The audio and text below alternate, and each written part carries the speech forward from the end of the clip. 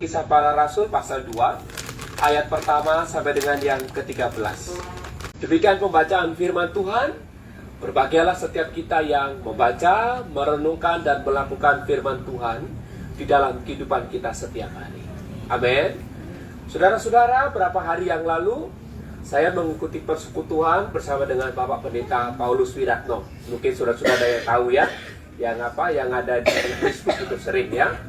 Lalu sementara kita sedang bersekutu, saya ditegur Tuhan, diteguhkan oleh Tuhan tentang panggilan pelayanan, yaitu pada waktu diajak memuji satu pujian.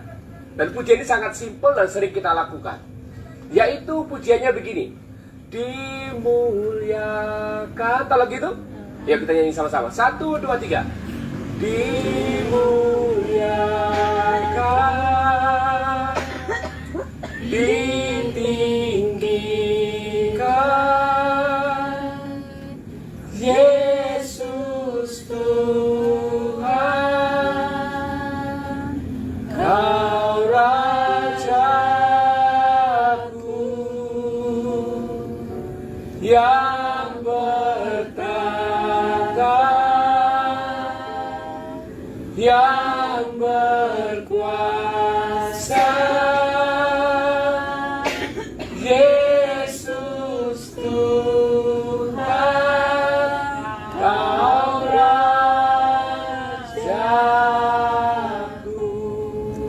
Di kalimat awal itu berbicara sungguh kepada saya, yaitu lagunya begini: dimuliakan, ditinggikan, Yesus itu Tuhan dan Raja. Tuhan berbicara jelas dalam hati saya, Simon, ini yang harus kamu lakukan di tengah-tengah jemaat. Kamu harus memimpin dan membimbing jemaat-jemaat ini. Untuk apa? Untuk memuliakan, untuk mengagungkan Yesus Kristus itu. Amin, saudara-saudara. Saudara mau diajak memuliakan Tuhan? Menyembah Yesus, mengabdi hanya kepada Yesus? Itulah yang Tuhan Yesus kehendaki. Tuhan tidak menghendaki yang lain. Tuhan hanya menghendaki agar seluruh hidup kita ini kita persembahkan kepada Tuhan sebagai persembahan yang hidup, kudus dan berkenan kepada Tuhan. Sehingga seluruh hidup kita abdikan untuk memuji dan menyembah Tuhan. Tidak ada yang lain. Karena untuk itulah Roh Kudus diturunkan kepada kita. Hari ini kita memperingati namanya Hari Pentakosta. Bagi banyak orang, sejarah-sejarah gereja, para teolog menyebutkan Hari Pentakosta adalah hari lahirnya gereja. Kenapa demikian? Karena di Hari Pentakosta itu Tuhan itu memperlengkapi gerejanya dengan rohnya yang kudus. Tuhan memperlengkapi gerejanya dengan kuasanya yang ajaib. Tuhan memperlengkapi gerejanya dengan kemampuan yang supranatural. Agar apa? Agar nama Yesus Kristus disiarkan, dimuliakan di segala suku bangsa. Jadi hari Pentakosta adalah hari di mana setiap orang-orang biasa menjadi luar biasa. Karena apa? Adanya Roh Tuhan turun di dalam diri setiap orang yang biasa-biasa itu, dan kuasa Tuhan yang luar biasa itu menjadi nyata. Hari Pentakosta, hari di mana Tuhan mencurahkan kuasanya yang ajaib itu ke dalam diri setiap orang percaya, agar Yesus Kristus dimuliakan, ditinggikan hingga ke seluruh bangsa.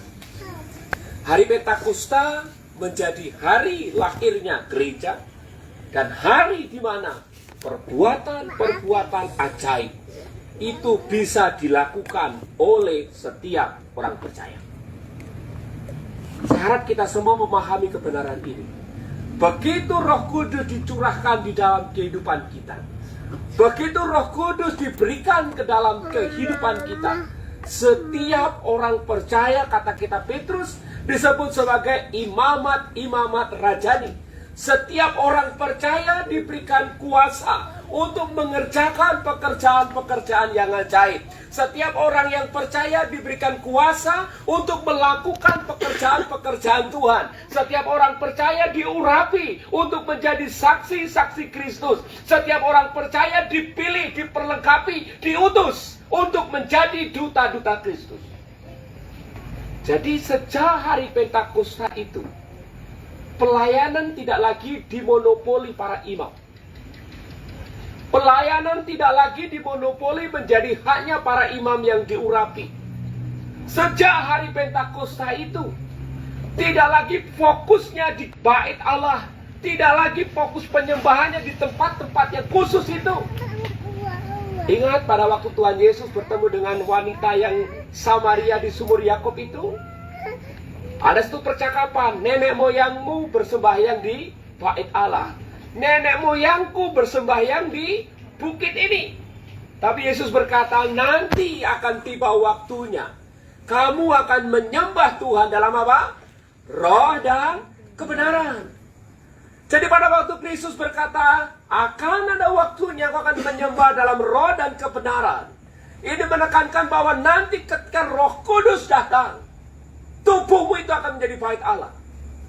Tubuhmu itu akan menjadi pusat penyembahanmu. Hidupmu itu menjadi pengorbananmu kepada Tuhan. Amin. Jadi saudara-saudara, sejak hari Pentakosta, perubahan ajaib terjadi. Bukan hanya soal tempat, tapi soal hidup setiap orang percaya. Setiap orang percaya bisa memuliakan Tuhan. Setiap orang percaya bisa dipakai Tuhan. Setiap orang percaya bisa mengerjakan perkara-perkara ajaib seperti yang Tuhan kehendaki. Amin. Nah, saudara-saudara, hari ini kita akan belajar dua pelajaran penting berkaitan tentang hari Pentakosta itu. Mari saudara kita perhatikan di ayat yang pertama. Di ayat yang pertama pasal yang kedua, saudara-saudara, disebutkan ketika tiba hari Pentakosta. Dan ternyata saudara-saudara, hari Pentakosta itu bukan hanya hari turunnya Roh Kudus hari itu, tetapi diserat tradisi, hari Pentakosta itu adalah hari yang biasa dirayakan oleh orang-orang Israel dari sejak zaman Keluaran. Jadi orang Israel itu punya 3 hari raya besar yang selalu mereka rayakan. Hari raya yang pertama namanya Hari Raya Paskah, untuk memperingati bagaimana Tuhan menolong umat Israel keluar dari tanah Mesir. Masih ingat peristiwa itu?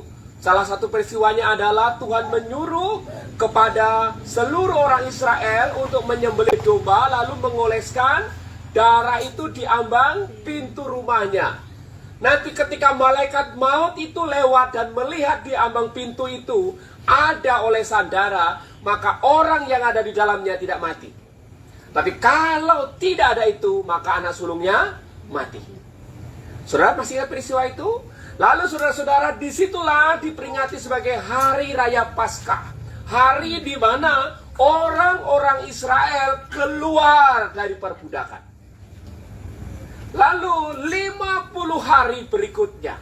Jadi kata Pentakosta itu dalam bahasa Ibraninya itu memiliki arti 50. Hari ke-50 diperingati sebagai Hari Pentakosta. Nah, Hari Pentakosta itu dihitung dari hari yang ke-50 atau Hari Raya 7 Minggu kalau dalam kitab Imamat. Nah, pada hari raya ini saudara-saudara, biasanya orang-orang Israel itu akan datang ke tempat-tempat ibadah, ke bait Allah untuk melakukan 2 hal. Hal yang pertama, mereka akan melakukan yang namanya pertemuan kudus. Mereka akan mengikuti acara ibadah besar-besaran yang dipimpin oleh imam. Imam akan mengadakan perjamuan, lalu mereka akan memotong domba untuk sebagai tanda pengampunan dosa. Tapi di saat yang sama, di hari Pentakosta itu, mereka juga membawa hulu hasil, atau hasil dari pekerjaan mereka, hasil daripada pertanian mereka yang terbaik itu dibawa kepada Tuhan. Sehingga tidak heran saudara-saudara, kalau kita membaca di pasal yang kedua ini, Lalu kita membaca ayat 41 di cara hidup yang mula-mula. Yang dari sinilah kita mengembangkan 9 nilai Kairos itu. Di mana orang-orang yang berkumpul itu membagi-bagi makanan, saling makan satu dengan yang lain, saling memberi makanan satu dengan yang lain, saling berbagi-bagi, memecah-mecahkan roti. Karena apa? Konteks ceritanya adalah mereka sedang merayakan Hari Raya Paskah. Jadi hari raya yang biasa mereka rayakan setiap tahun. Jadi hari raya Paskah itu untuk memperingati hari panen mereka setelah bercocok tanam di tanah perjanjian. Itu hari raya yang kedua. Lalu hari raya yang ketiga itu adalah hari raya Pondok Daun. Itu untuk memperingati perjalanan bangsa Israel keluar dari tanah Mesir, lalu harus ada di padang gurun berapa lama? 40 tahun. Dan itu diperingati dengan hari raya Pondok Daun. Nah, saudara-saudara, mari kita kembali ke dalam hari raya Pentakosta ini. Jadi hari raya Pentakosta itu bukanlah sesuatu yang hanya ada pada hari itu. Tetapi sudah kian ada bertahun-tahun, mungkin beribuan tahun sebelumnya. Jadi hari raya Pentakosta adalah hari raya yang biasa-biasa saja. Tapi dari situ kita bisa menarik satu kesimpulan yang sangat penting. Bahwa Tuhan itu dapat bekerja di dalam dan melalui sejarah kehidupan kita. Tuhan bisa bekerja melewati tempat, situasi, keadaan yang biasa-biasa untuk pekerjaan yang luar biasa. Mari perhatikan teks kita hari ini. Ketika tiba hari Pentakosta, semua orang percaya berkumpul di satu tempat. Tiba-tiba turunlah dari langit suatu bunyi seperti tiupan angin keras yang memenuhi seluruh rumah itu, di mana mereka duduk. Jadi lokasi mereka kumpul di mana, saudara? Di sebuah rumah atau di sebuah mall? Di sebuah rumah atau di bait Allah? Sebuah rumah. Perhatikan ini. Peristiwa ajaib itu tidak terjadi di bait Allah. Peristiwa ajaib itu tidak terjadi di tempat yang terhormat. Tapi peristiwa ajaib itu terjadi di suatu rumah. Lalu informasi selanjutnya apa? Apa yang mereka lakukan? Apakah mereka sedang memuji Tuhan? Apakah mereka sedang teriak-teriak? Apakah mereka sedang hura-hura? Apa di sini? Di mana mereka posisinya sedang duduk. Jadi bukan sedang beraktivitas aktif. Lalu apa yang terjadi? Dan tampaklah kepada mereka, apa saudara? Lidah-lidah seperti nyala api yang bertebaran dan hinggap pada mereka masing-masing. Lalu di ayat yang keempat di sana katakan, maka penuhlah mereka dengan Roh Kudus, lalu mereka mulai berkata-kata dalam bahasa lain seperti yang diberikan oleh Roh itu kepada mereka untuk mengatakannya. Jadi peristiwa ajaib itu terjadi kapan? Hari raya Pentakosta, hari raya yang biasa dirayakan oleh orang-orang Israel. Di tempatnya di mana? Di rumah. Posisinya sedang apa? Sedang duduk. Dari sini kita mendapat satu pengajaran yang sangat penting. Tuhan dapat memakai situasi, kondisi yang ada, yang biasa-biasa saja, untuk menyatakan perkara-perkara yang luar biasa. Tuhan bisa memakai hal-hal yang rutin di dalam hidup kita untuk mengajari kita sesuatu yang luar biasa. Di dalam perjanjian lama ada satu peristiwa di mana pada waktu Tuhan memanggil Musa. Lewat apa, saudara masih ingat guru-guru sekolah minggu? Lewat semak yang terbakar. Pertanyaannya, hari itu semak terbakar itu terjadi hari itu atau sering terjadi? Sering terjadi karena konteksnya adalah padang gurun. Tetapi melalui semak yang sering terjadi itu Tuhan memanggil Musa. Jadi saudara-saudara, peristiwa Pentakosta hari ini mengajarkan kepada kita Mari kita membangun kewaspadaan diri di hadapan Tuhan. Karena Tuhan bisa memakai situasi, kondisi, tempat yang biasa untuk menyatakan perkara-perkara yang luar biasa. Amin. Tuhan bisa memakai kebiasaan-kebiasaan kita, rutinitas hidup kita untuk mengerjakan perkara-perkara yang luar biasa. Catat ini baik-baik. Tuhan tidak selalu mengerjakan perkara yang luar biasa itu di tempat-tempat yang hebat. Tidak. Tuhan bisa memakai situasi, kondisi yang biasa untuk mengerjakan sesuatu yang luar biasa.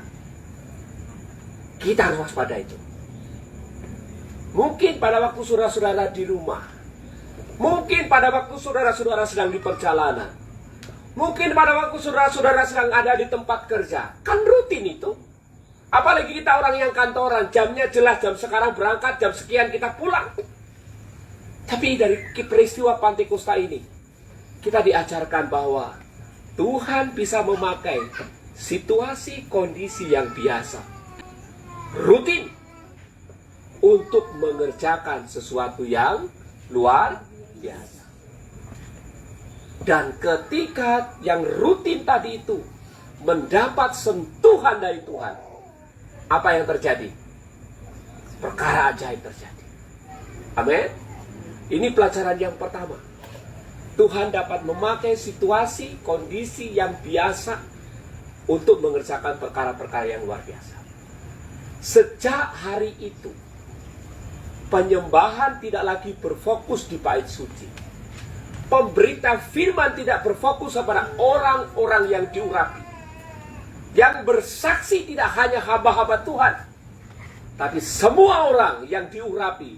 Dia akan menjadi bait Allah yang hidup. Dia akan menjadi saksi-saksi Allah yang hidup. Pelajaran yang kedua, saudara-saudara, dari ayat yang keempat. Kita belajar bahwa peristiwa Pentakosta itu mengajarkan kepada kita, Tuhan dapat membuat orang yang biasa itu menjadi luar biasa. Peristiwa Pentakosta ini mengajarkan kepada kita, Tuhan bisa memakai orang-orang yang biasa menjadi luar biasa. Mari perhatikan di ayat yang keempat, saudara-saudara. Di ayat yang keempat itu firman Tuhan berkata begini, maka penuhlah mereka dengan Roh Kudus, lalu mereka mulai berkata-kata dalam bahasa lain, seperti yang diberikan oleh Roh itu kepada mereka untuk mengatakannya.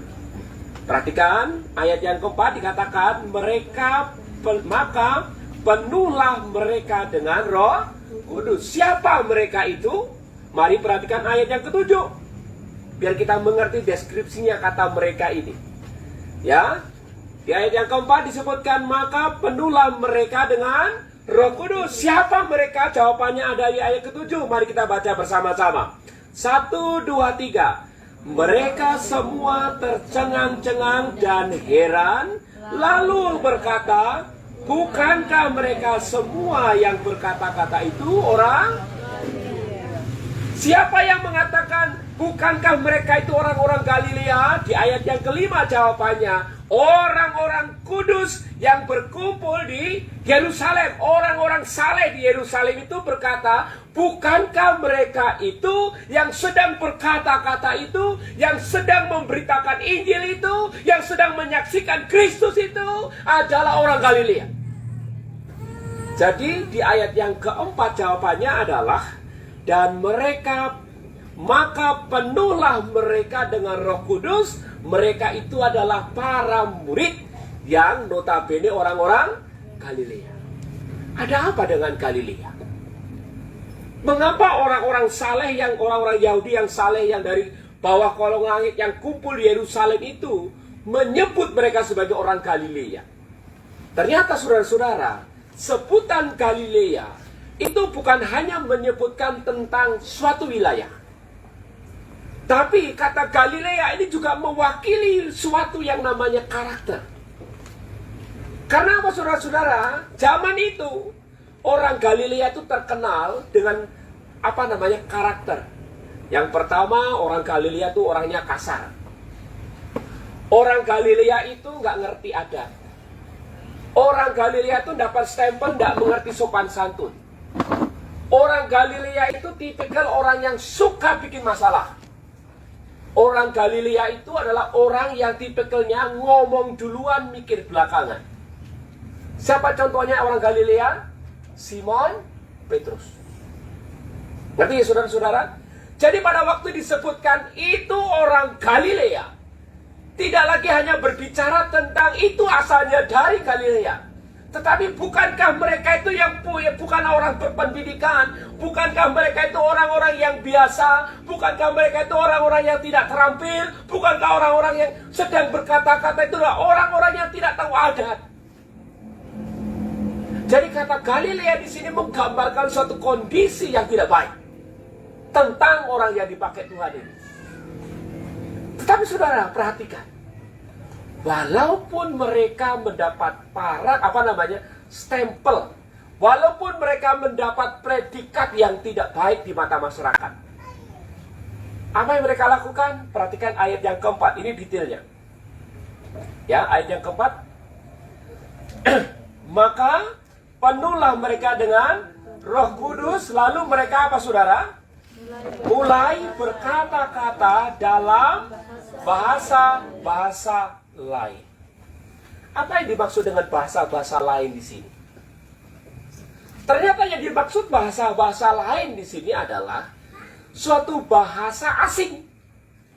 Sehingga pada waktu mereka menyampaikan perbuatan-perbuatan besar yang dilakukan Allah di dalam Yesus Kristus, pada waktu mereka berbicara, orang-orang dari suku bangsa yang manapun begitu banyak itu bisa mengerti apa yang mereka sampaikan. Jadi hari itu, hari Pentakosta itu, orang yang dibilang gak ngerti sopan santun itu, orang yang dibilang tidak mengerti bahasa itu, orang yang dibilang tidak terampil itu, orang yang dibilang tidak punya tradisi yang baik itu, bisa mengerjakan sesuatu yang mencengangkan. Apa kebiasaan mereka? Mari perhatikan ayat yang ke-8. Ayat yang ke-8. Ayat yang ke-8, saudara-saudara. Mari perhatikan ayat ke-8. Sudah ketemu? Oke, kita baca bersama-sama. 1, 2, 3. Bagaimana mungkin kita masing-masing mendengar mereka berkata-kata dalam bahasa kita, yaitu bahasa yang kita pakai. Jadi pada ayat yang keempat dikatakan menggunakan bahasa-bahasa lain adalah bahasa-bahasa yang dimiliki oleh pengunjung Yerusalem pada waktu itu. Jadi misalkan di tempat ini ada yang dari 15 negara, maka rasul-rasul itu bisa menyampaikan firman Tuhan, bisa menyaksikan kuasa Kristus, bisa menyaksikan Injil itu dengan bahasa-bahasa kalian. Siapa yang membuat itu? Roh Kudus. Nah, saudara-saudara, ini menarik. Para rasul yang kebanyakan dari Galilea, sejak menerima Roh Kudus, dia bukan hanya mampu berbahasa asing, tetapi juga mempesona, membuat orang-orang saleh itu tercengang-cengang. Di ayat yang kelima. Saudara-saudara, apa dampak daripada ini semua, saudara? Mari kita perhatikan. Mengapa bisa demikian? Ini kata kuncinya. Kenapa orang yang biasa tadi itu, bahkan orang yang dicap kurang berpengalaman tadi, orang yang dicap buruk itu, orang yang dicap kurang berbudaya itu, bisa mengerjakan sesuatu yang penting? Kata kuncinya ada di ayat yang keempat, yaitu mereka taat kepada firman Tuhan.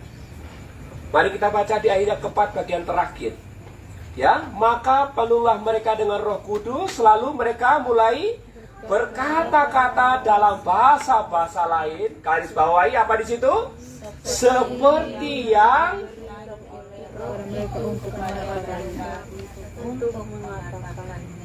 ini kata kuncinya. Ingat saudara-saudara, di kitab Lukas 24 yang kita pelajari di hari Kamis kemarin ketika kenaikan Tuhan Yesus, Tuhan Yesus sementara memberkati mereka berpesan, engkau harus tetap tinggal di sini sampai aku memperlengkapi engkau. Jadi begitu para murid setelah ditinggalkan Kristus ke surga, mereka kembali ke Yerusalem, tinggal di rumah ini, menunggu. Lalu setelah ini, Roh Kudus turun ke atas mereka. Apa yang dilakukan oleh Roh Kudus? Perhatikan kalimat ini. Seperti apa di sana, saudara? Yang diberikan oleh Roh Kudus kepada mereka untuk mengatakannya. Ini dalam bahasa asli ya saudara-saudara.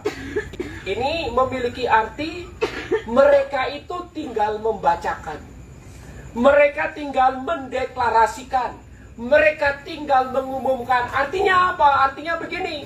Roh Kudus menaruhkan perkataan itu dalam lidah bibir mereka.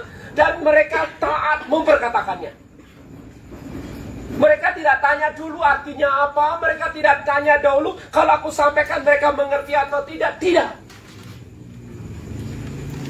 Pada waktu Roh Kudus sudah meletakkan, menaruhkan perkataan firman Tuhan di dalam lidah bibir mereka, mereka langsung menyatakan, mereka langsung membacakan, mereka langsung mengucapkan.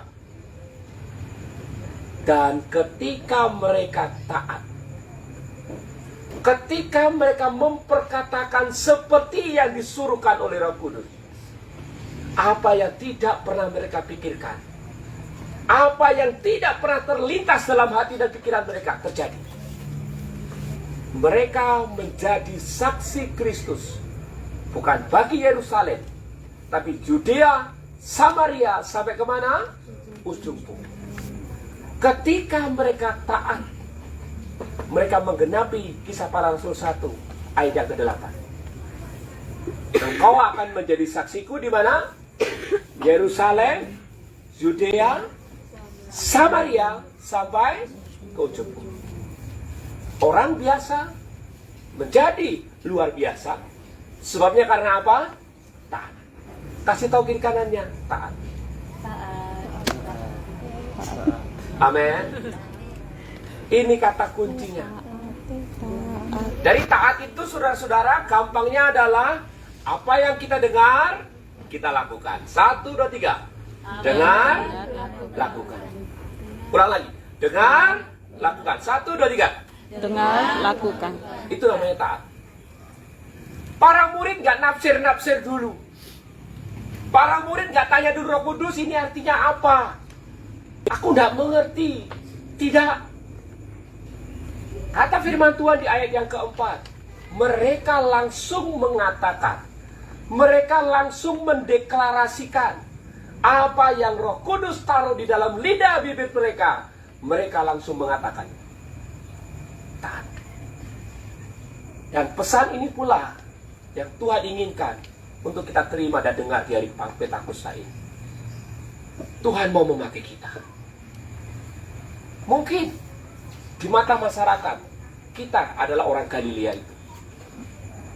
Di mata masyarakat kita orang yang banyak cacat celah. Di mata masyarakat mungkin kita bukan orang berpendidikan. Di mata masyarakat mungkin kita orang yang tidak punya pengaruh, kita tidak punya kekayaan, hidup kita pun amburadul. Bisa jadi kita orang Galilea itu. Tapi kabar baiknya, sekalipun orang mengecap kita sebagai orang-orang Galilea, orang yang tidak berpendidikan, orang yang tidak tahu adat, orang yang tidak terampil, orang yang tidak punya kompetensi, orang yang tidak punya kuasa, justru Tuhan mau memakai kita untuk melakukan perkara-perkara yang besar. Amin. Kata kuncinya cuma satu, yaitu taat. Karena di dalam ketaatan ada mujizat. Selalu saya katakan itu. Di dalam ketaatan ada mujizat.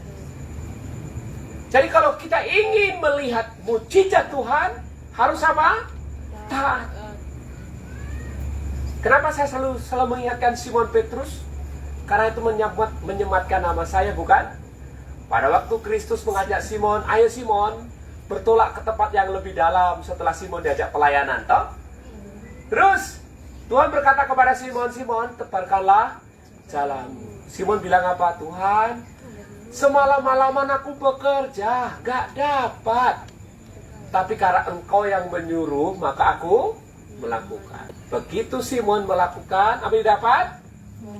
Dia mendapat banyak ikan sampai teriak sama teman-temannya, tolong bantu aku. Begitu mereka sudah mengikuti Yesus, ada begitu banyak orang yang mengikuti dia. Yesus berkata kepada mereka, engkau harus beri mereka makan. Para murid pusing. Bagaimana Tuhan? Kita mau beri mereka makan. Kita di atas bukit, situasinya sudah sore. Kalau pesan makanan pun juga tidak bisa. Lalu Tuhan Yesus berkata apa? Apa yang ada padamu? Setelah diselidik sana sini, ada seorang anak yang membawa 5 roti 2 ikan. Mereka lapor, Guru, setelah kita cari ke sana kemari, hanya ada 5 roti dan 2 ikan. Yesus berkata apa? Bawa kemari. Setelah dibawa kepada Yesus, Yesus mengucap syukur, memberkati 5 roti dan 2 ikan itu. Yesus berkata, bagikanlah. Nah, para murid membagikan enggak? Kalau kita jadi para murid, tanya enggak? Tuhan, ini 5 roti 2 ikan. Yang datang 5.000 orang lebih. Tapi apa yang terjadi? Ketika mereka taat, mereka bukan hanya menyaksikan mujizat, tapi mereka juga menjadi saluran mujizat. Sementara mereka membagikan makanan itu, makanan itu tidak habis, tidak habis, tidak habis sampai kapan? Sampai semua makan dengan kenyang. Bahkan masih sisa berapa? 12. Mengapa itu bisa terjadi? Taat. Berapa minggu yang lalu kita belajar tentang Simon lagi. Setelah ketemu Yesus yang bangkit itu, Simon kemana? Aku kau kembali cari ikan. Setelah semalam-malaman dia bekerja dengan teman-temannya para murid itu dan tidak dapat, Yesus menghampiri mereka dan berkata, anak-anak, adakah lauk pauk untukku? Mereka jawab apa? Tidak ada. Lalu Yesus berkata apa? Tebarkanlah jalamu ke sebelah. Lalu mereka taat. Apa yang mereka dapat? Menangkap ikan berapa? 153 ekor banyak. Ketika mereka taat, mereka menyaksikan mujizat Tuhan. Saudara mau menyaksikan mujizat Tuhan? Kata kuncinya taat. Gak ada cara lain. Apa yang Tuhan firman, lakukan. Gak ada cara lain. Mungkin kita akan berkata, aduh Pak Gembala, sulit, ya. Berat, ya. Seperti yang mustahil, bisa jadi. Tapi ingat, kan kita punya Roh Kudus. Roh Kudus itu yang akan menolong kita menjadi orang-orang yang luar biasa. Ingat ini baik-baik. Roh Kudus itu akan mengubah kita. Kalau kita mau taat kepada Roh Kudus, Roh Kudus itu akan mengubah kita dari orang yang biasa menjadi luar biasa. Mari perhatikan ayat yang pasal yang keempat. Ayat yang ke-8. Jadi konteks cerita, Petrus dan Yohanes sedang disidang di mahkamah agama. Lalu ayat yang ke-8, maka jawab Petrus penuh dengan Roh Kudus, hai pemimpin-pemimpin umat dan siapa Petrus ini? Dia loh yang mengkhianati Yesus. Dia loh yang menyangkal Yesus. Masih ingat cerita itu? Dia loh yang ngajak teman-temannya kerja carikan lagi. Siapa Petrus? Dia loh yang dikatakan, Petrus, apakah engkau mengasihi aku? Dan dia bilang, Tuhan, aku gak sanggup mengasihimu dengan kasih yang seperti kau inginkan. Aku hanya sanggup mengasihimu dengan kasih seorang sahabat. Tapi apa yang terjadi ketika Roh Kudus sudah turun atas mereka? Petrus menjadi pribadi yang luar biasa. Dia berani mempersaksikan imannya kepada orang banyak. Dia tidak takut. Perhatikan ayat 29, masih di pasal yang keempat. Dan sekarang ya Tuhan, lihatlah bagaimana mereka mengancam kami Dan berikanlah kepada hamba-hambamu keberanian untuk memberitakan firman-Mu. Ulurkanlah tanganmu untuk menyembuhkan orang. Dan adakan tanda-tanda dan mujizat-mujizat oleh nama Yesus, hamba-Mu yang kudus. Mereka diteror, mereka sedang di-trap, mereka akan dianiaya. Apakah mereka takut? Tidak. Justru doanya, Tuhan, buat kami lebih dahsyat lagi. Supaya apa? Supaya kami dapat memberitakan Injil-Mu di mana saja. Mari kita lihat pasal yang ke-8, Kisah Para Rasul. Kita bahas tentang Stefanus. Masih ingat minggu yang lalu kita belajar tentang Stefanus. Sekarang kita perhatikan di ayat 1b. Pada waktu itu mulailah penganiayaan yang bagaimana, saudara? Di mana? Di Yerusalem. Jadi orang-orang yang baru terima Yesus tadi itu, orang-orang yang baru dipenuhi Roh Kudus tadi itu tidak tunggu lama. Mereka langsung menghadapi penganiayaan yang hebat terhadap apa? Jemaat di Yerusalem. Mereka semua kecuali rasul-rasul tersebar ke seluruh daerah Yudea dan Samaria. Orang-orang saleh menguburkan mayat Stefanus serta meratapinya dengan sangat. Tetapi Saulus apa, saudara? Berusaha membinasakan jemaat itu dan ia memasuki rumah demi rumah dan menyeret laki-laki dan perempuan keluar dan menyerahkan mereka untuk dimasukkan ke dalam. Kondisi orang percaya hari itu enak tidak? Nah, kondisi orang hari itu bisa beribadah seperti kita hari ini atau tidak? Mereka punya potensi dianiaya dan dipenjara. Tapi perhatikan ayat yang keempat di Kisah Para Rasul pasal yang ke-8. Mereka yang tersebar itu, ngapain, saudara? Menjelajah ke seluruh negeri itu sambil apakah mereka yang telah dipenuhi Roh Kudus tadi itu cari aman? Tidak. Apakah mereka yang dipenuhi Roh Kudus tadi menutup mulutnya sehingga tidak menyaksikan Kristus lagi? Tidak.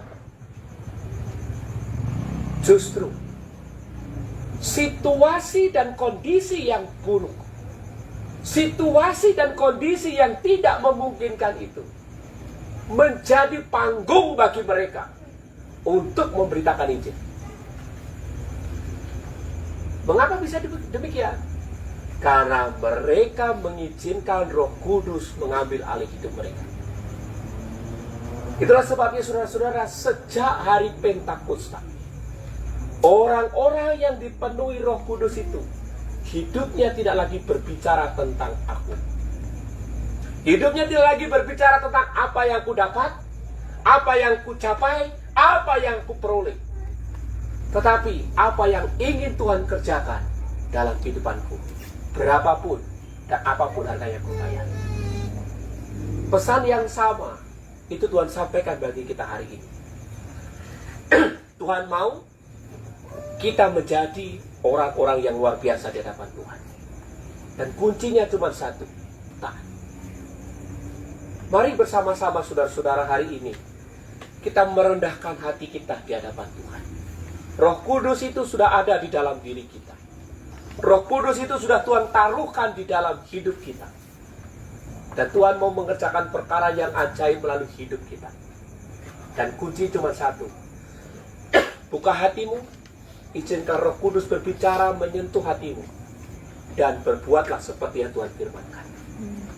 Maka perkara-perkara ajaib pasti terjadi dalam kehidupan kita.